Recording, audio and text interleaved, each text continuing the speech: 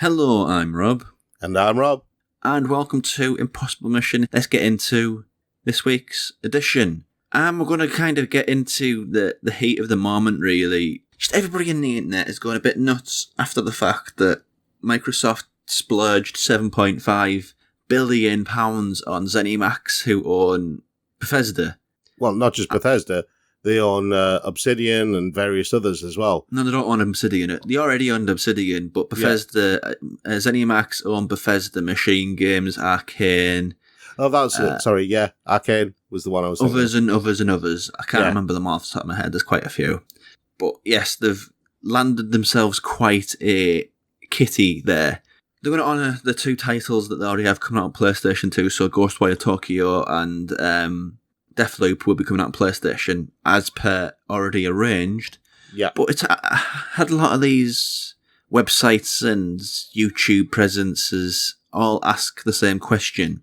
Who are Microsoft buying next? Who's next?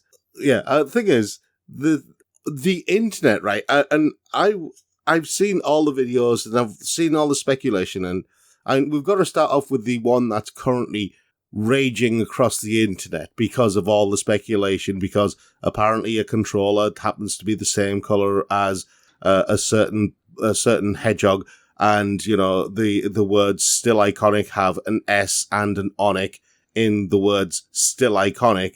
So somehow that is, you know, conspiracy theorists in the games world are going, "Oh, Microsoft are going to buy Sega," even though Microsoft has said we're not buying Sega. Phil Spencer at this moment. Phil Spencer did say last year that he wanted to buy a Japanese game developer, right? He did say that. We're jumping ahead. The thing is, that was sort of... People are deconstructing the comments of social media and PR, and if anything that's happened this year with Microsoft, it's the established fact that Microsoft PR is kind of amazing. It had that bit recently. It says, how do you upgrade your game from Xbox One to Xbox Series X? Just buy the game, and it's got that Leonardo DiCaprio, Django Unchained, goofy-faced smile meme. See, this is the thing, right? Microsoft... They know what they're doing. Do you remember that year at E3, where when the Xbox One was basically announced, and they had all the palaver with the Xbox One, and Sony did great at that E3 with their marketing, because they were talking about how to pass a game on to your friend, and he just took the disc and gave it to his friend. Yeah? Yeah. And there was all that. Xbox, Microsoft have learned from all that. And this year, I've been amazed at their marketing strategy, because it's very direct and really rather transparent. And honestly, it's the very opposite of what Sony have become. Sony have become kind of complacent. But that's another topic for another day. What we're talking about today is like potential companies that Microsoft could also buy. And by extension, Sony, but we've got to remember the fact that Microsoft just spent more money than the PlayStation 4 has operating profit. Yeah. See, so they've got big Willy style money they're throwing around here. Okay, I just want to put the Sega thing to rest, okay, before we go any further, because we do have other developers we're going to look at. But the Sega thing, I can kind of understand, okay? Sega and Microsoft have had a relationship, a long-standing, very good relationship for a couple of decades now. The Dreamcast, the operating system for the Dreamcast was Windows CE. When the Dreamcast failed, if you look at the Xbox, the controller for the Xbox, the whole design of the Xbox, the layout of the ports, everything like that, very reminiscent of the Dreamcast. You had games like Jet Set Radio and Shenmue 2 coming out just on the Xbox. You had the Dreamcast Collection coming out on the Xbox 360. You have all this long-running, good relationship between Sega and Microsoft. And going forward, I can see a collaborative future for the two, right? I don't know if Microsoft will buy Sega. Well, to be honest, with the Bethesda deal, I don't think it's as outright as we've bought them, so everything that we've bought is now ours exclusively. Exactly. Microsoft, the wording of Todd Howard and the wording of Phil Spencer have suggested that they're basically going to be spread their product all over the place and put it out where it best suits it. They're going to sell their gaming oats. Well, I was kind of picturing it as the guy who with the coat and Resident Evil sort of opens his coat. Oh, no. Oh. My brain's just got to a horrible, horrible, horrible place. But anyway, we're kind of getting away from the point. Let's crack down. We've got 1, 2, 3, 4, 5, 6, 7 potential things that Microsoft could be interested in. Yeah. Just closing the book on Sega, before we go further, just closing the book. This is the final bit. I do think that Microsoft will make games with Sega going forward, and some of those may be exclusives. Yakuza, Like a Dragon, that coming out on Xbox is one of the things that I'm thinking of with regards to that. It's also coming out on PlayStation 2, but PlayStation haven't really been very good at promoting it. Exactly. I mean, and it's a timed exclusive, isn't it, on the Xbox? On the Xbox Series X, yes. Yeah. And so I think going forward, there will be more things like that between Microsoft and Sega. Okay, it's a next-gen exclusive to Microsoft. Yeah. It's coming out on PlayStation 4 at the same time, but yeah. Yeah. But I think that, going back to Phil Spencer wanting to buy a Japanese game developer, I wouldn't have put Sega at the top of the list. No, I mean, the other elephant in the room we've got to address is from the Sony side of things, because people have basically been saying, okay, right, we've got this out the way, we've got Bethesda. There's kind of a spiritual link there between Bethesda and Microsoft, because it all goes back to PC gaming, and Morrowind, was on the Xbox, which really got them going, and Oblivion especially. Well, it was... It wasn't just Morrowind, it was the early Elder Scrolls games up to Morrowind as well. But my point is, there's a connection there. Between Microsoft and Bethesda, there is a link there. It's not weird like them buying something completely unrelated that they've never had any sort of business relationship with. Yeah, exactly. Yeah. By the same token, Sony and Konami, with these rumours swirling of this fabled Metal Gear Solid remake and the Silent Hill, is it or isn't it a game, or isn't it an exclusive to Sony with Silent Hill? Yeah. So there is history between Sony and Konami in the same way as there is between Microsoft and Bethesda. But I think the problem with that idea, and people have been talking about the potential buying or leasing or licensing of all these things, is Konami know they're wanted. Yeah. When you know you're wanted, you won't put out for anybody. Yeah. Exactly. No, it's actually perfect wording, right? It's actually perfect wording, because of all the Japanese developers, of all the Japanese studios, I would have put Konami at the top of the purchase list above Sega. I would have said Konami would have been the target, since they've effectively pulled out of the video games world until recently. You know, they were concentrating on pachinko machines and stuff like that. Well, they've got PES, and that's about it, really. Yeah. That they're putting effort into, at least, I mean. Yeah. But I mean, from my perspective, I was looking at the whole Konami thing as kind of a THQ situation, where it's just waiting for somebody to come in and buy up all the IPs. Well, THQ actually went under, didn't they? Yeah. So somebody picked up all the licenses, and the company was born anew as THQ Nordic. Yeah. Not all the licenses. I mean, they got Darksiders, maybe got a few other things, but they've been kind of quiet. Yeah. Recently, THQ Nordic. But Konami have some amazing IPs in their catalogue, you know? But we talked about, Konami have Metal Gear Solid, they have Silent Hill, Castlevania. They're the big three. Yeah. They probably have more, but the old PlayStation 1 era RPGs, which the world has forgotten about. Suikoden, now on that, don't they? Suikoden, yeah. But that's been forgotten about outside of the hardcore. Yeah, I think Vandal Hearts was one of theirs as well. Again, almost been forgotten. But I will say, right, when it comes, Konami's shmup game is, and I love that phrasing, shmup game. Their shmup game is second to none, right? R-Type, was that them? I don't think R-Type was them, but I know Gradius. I'm pretty sure Gradius was. R-Type was in a response to Gradius. Yeah. Gradius was the Big Mac Daddy. Yeah. But I don't think Konami will really sell, because they know how valuable they are.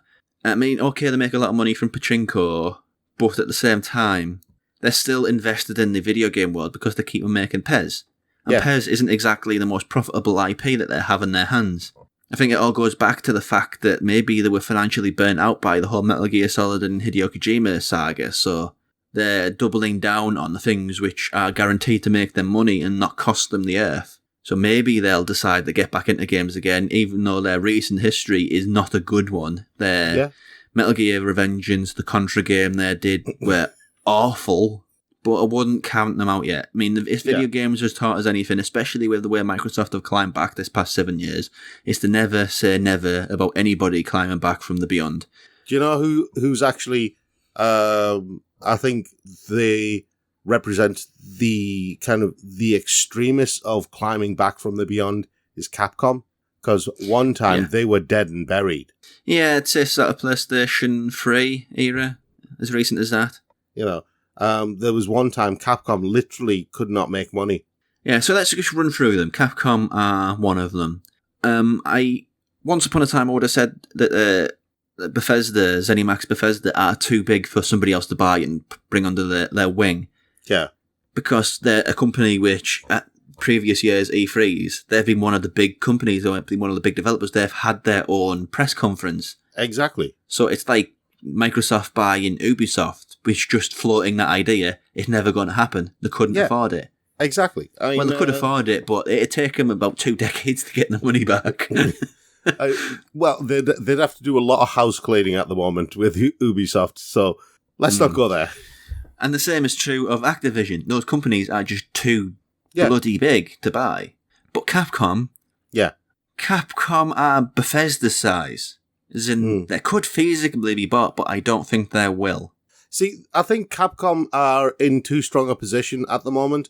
Again, it's like Konami. They know they're a desirable property. So then, and the thing is, unlike Konami, Capcom actually have things in the pipeline that they are pushing forward. I mean, the new Resident Evil remakes are wowing everybody, and the new Resident Evil games are wowing everybody. And there's talk of them developing a Resident Evil 4 style remake in the same way that they've done 2 and 3. Exactly. And there's anticipation, bated anticipation for a game which doesn't exist yet, as far as we know. So that is a company with a lot of value, and I don't think they'll be bought. Yeah. So here's the question. We've addressed all of the big companies, which if I was a Microsoft player and I heard Sony had bought Capcom, it'd make me think, oh, hang on, maybe I should get a PlayStation. Or if I was a PlayStation owner and they bought Konami, oh, hang on, maybe. Not many of those left. Because of the size, because of the stubbornness, because of the market, because of them knowing their own value. So that means you've got to move down an echelon to companies which aren't like big household megaliths to, established indies, I guess you'd call them. Well, I'd say mid-size and established indies. Platinum Games is one of the ones that I would have thought would have been on a list of potential targets. Now, I know Platinum Games has a good relationship with Nintendo and Sony, but that more Nintendo these days. With Nintendo, they had that they're working on Bayonetta 3 almost in perpetuity. But and the other one, NieR Replicant is getting a remake, isn't it? Yeah. And there's the other one. I can't remember the name of it now. It was basically the police one in which you had like a giant monster on a chain. Astral Chain. Astral Chain. Yeah, that's on Nintendo too. So I think their value is really in being all over the marketplace, really. Yeah. But from a company who was born, I think they originally were called Clover as they were first born, and they did like Beautiful Joe, which, seriously, yes, if somebody ends up buying them, bring that back, because that was a fantastic game, and the Akami, the sort of relaunch of the back of those 2 games, and then they became Platinum and the company which we know now. So I don't think they're beyond being bought. Yeah. But I can't see Microsoft doing it. Yeah, I can't see them doing that. It's the same for something like Bandai Namco, I think a bit too big as a Japanese developer to be bought because of all the Dragon Ball titles and various things like that. Well, it's not the Dragon Ball titles, it's the strength of the licenses. They have all the anime licenses. Yeah, they've got literally all of the anime licenses. So to buy Bandai Namco, that's half of the expense. You'd also have to buy the licenses for all of this anime, so the company that you bought to make anime games can actually make the anime games that you bought to make them. Yeah. Hang on. That's some logic there. You know what I'm trying to say, though? It's the same with Warner Brothers. Why Warner Brothers, if somebody was going to buy Warner Brothers games, they'd also have to buy licenses that Warner Brothers games studios have made their names making. Yeah. The thing is, by the same token, Atlas and NIS... Well, Atlas are owned by Sega, aren't they? Part of the Sega system. Are they? Are Atlas owned by Sega? Oh, yeah, it is actually a subsidiary of Sega, yeah. So, yeah, that's... Which also is another thing, which Atlas had been very tied to Sony. Sony, yeah. The PS Vita and the PlayStation 4, the Vita in particular, I'd say. So I don't think that's a doable thing. So we have to go a little bit further down the totem pole. Well, not a little bit further, but a little bit to the side. See, there are a couple. I know we've ruled out Platinum Games and stuff like that, but what about From Software? Again, I think they're a company which are very big and they know their value. Because that's such a weird turn of fate. Because I remember before they released Demon's Souls, they were the company that were known for Front Mission, I believe it was called. Yep. Which was no. Front Mission was Square Enix, wasn't it? That was something like that, though. It was like a robot game. Armored Core. You're on about Armored Core. Yeah, they're known for a robot game, which was very, very difficult. Armored Core. But yes, when they were doing that, they weren't really well regarded at all. Yeah. They were just kind of another Japanese game publisher that sort of delivered not middle of the road, but middle range. Yeah. Interesting, but not quite their games. Yeah. Do you know, we forgot Monster Hunter World when we were talking about Capcom. So there you go. Yeah, all the Monster Hunter fans, we've mentioned it now. There's another big sort of string in their cap, isn't it, for Capcom? Yeah. But I think From Software, the fact that they were developing with Sony, they developed with Activision, I think they're very fundamentally aware of the fact that they're worth a lot of money. Yeah. But I don't think it's beyond them being bought. Yeah. I think that they're... If I was going to be looking for Japanese developers, From Software would be one of the ones I'd look at. Honestly, I think that there could be a decent shout for Microsoft. Yeah. I mean, the games that they have, that they release are cross-platform. I don't think they have any exclusives on any console, do they? Yeah, but the fact that all the PlayStation fanboys who say here Bloodborne is one of the big PlayStation exclusives, we love Bloodborne. Sony own that license. Yeah. But if all those people who are in love with the games that they do suddenly learn that those sorts of games are going to be exclusive to Microsoft, I know you could say Demon's Souls muddies the waters, but that's been a remake which is owned by Sony and developed by Bluepoint. But if those games from the future going on were going to be exclusive on Microsoft, oh my word, so many PlayStation guys would just jump ship. Yeah. If not jump ship, they'd get like a second machine. I'm going to throw out a curveball here, right?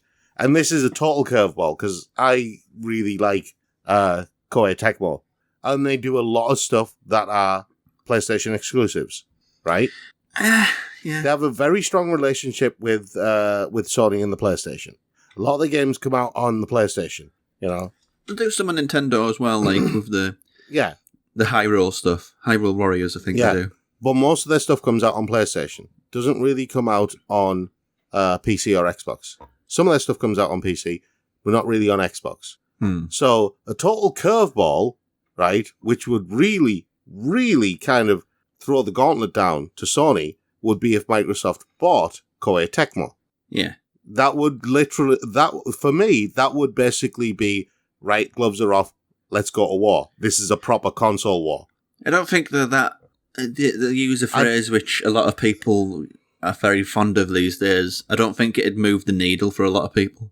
It wouldn't move the needle for a lot of people, but it would move the needle for the market itself, because then Sony would have to be on guard with the other exclusive developers for the PlayStation. Do you see what I mean? And it would be the opening kind of salvo in tit for tat buying of developers, so to speak. Yeah, just going to say this point here. When it comes to buying developers, I don't think that's the market that Sony are in. Yeah. Sony are in the market of developing their companies from smaller to bigger, and then when they get to like Insomniac level or Sucker Punch level, they buy them and make them Insomniac, sorry. They buy them and make them their own. Microsoft isn't the same. Microsoft is just throwing money around. Microsoft will buy a studio which is already developed. Yeah. See, Sony are using the Nintendo model. Nintendo are notorious for basically doing exactly that. Starting a small development team, letting it grow bigger, and then absorbing it into the Nintendo kind of behemoth. Yeah.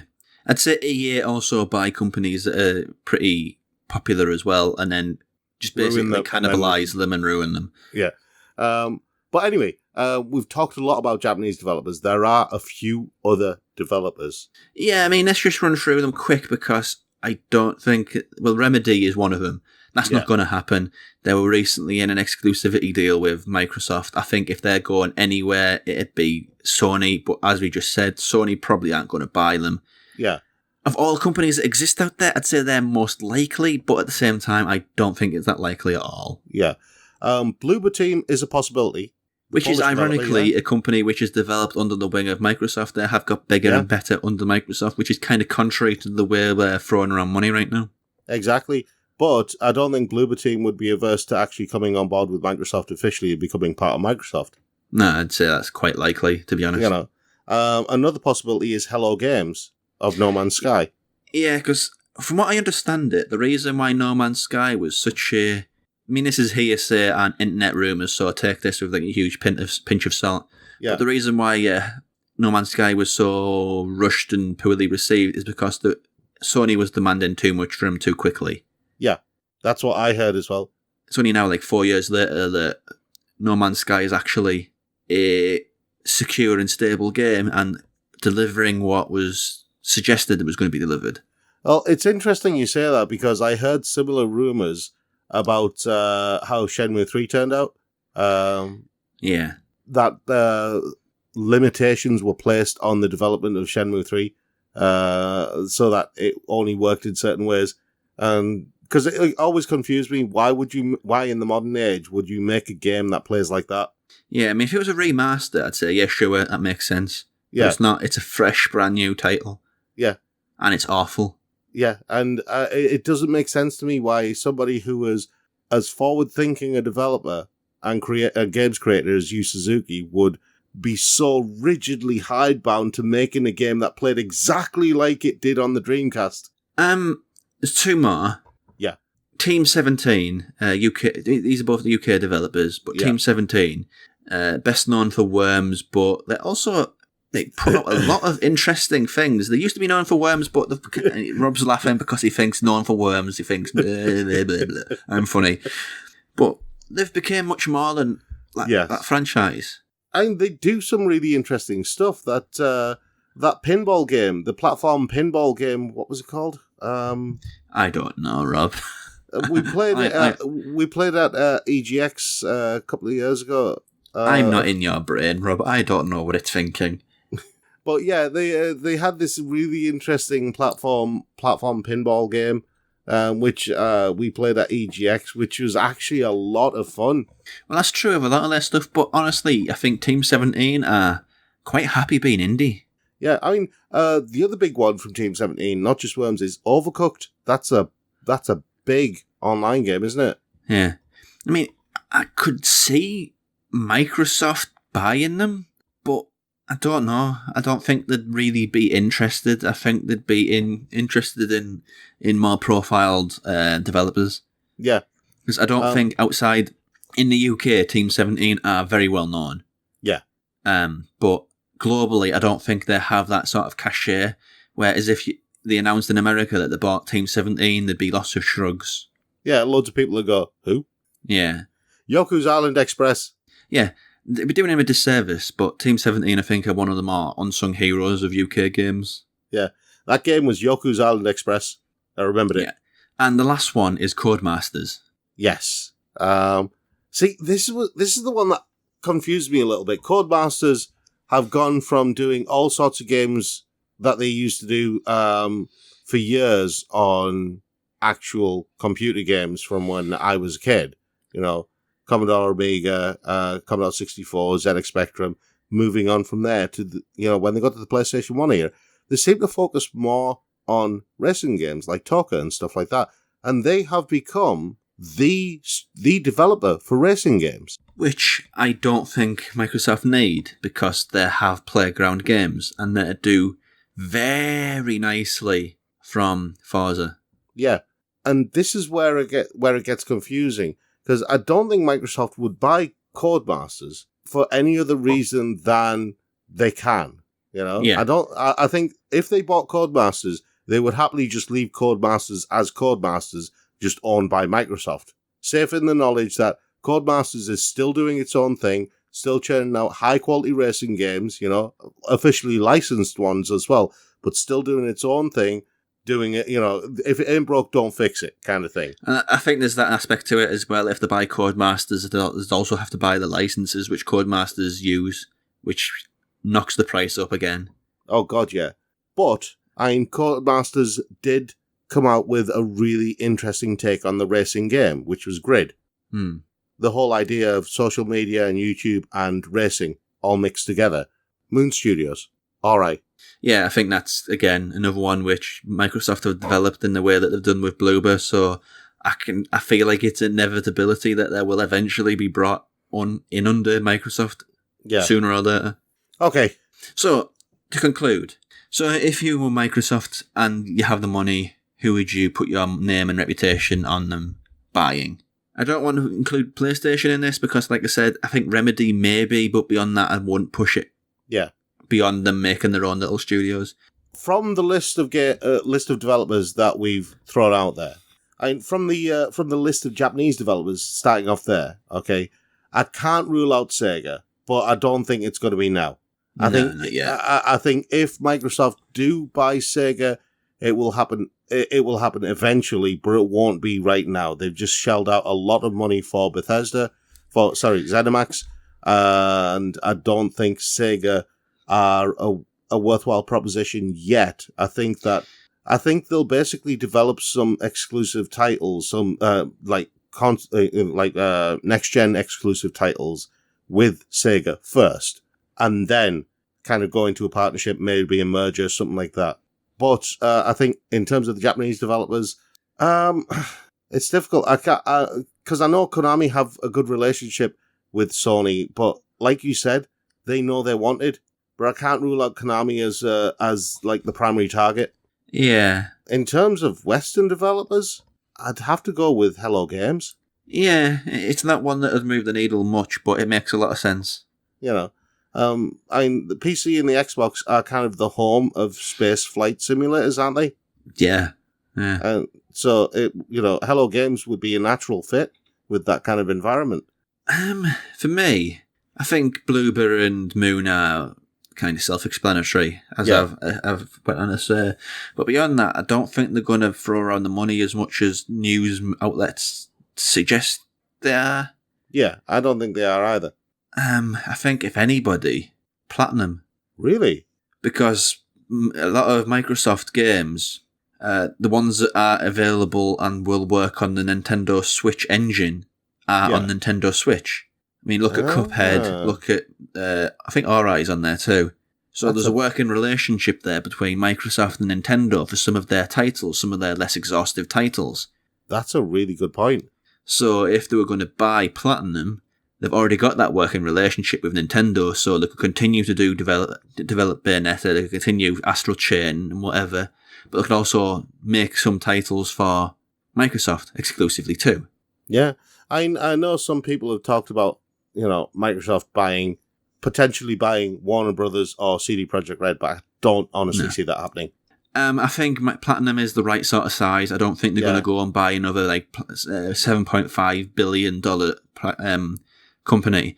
Yeah. I think they'd be a bit more smart with the money going forward and buy a company which has a lot of fandom, a lot of interest around it. And Platinum are a company which have a lot of fans, but it wouldn't break the bank to buy them.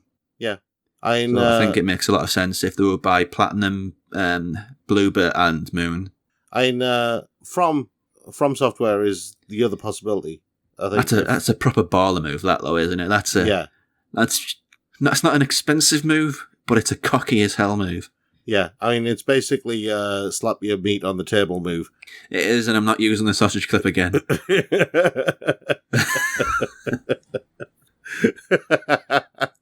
Right. So, if you have any alternative suggestions, if you agree with us, you disagree with us, you disagree with our reasoning, whatever, please do comment below, because this is an interesting talking point, we feel. So yeah, do comment below with any of that. So we've been The Geek Show, and thank you for listening.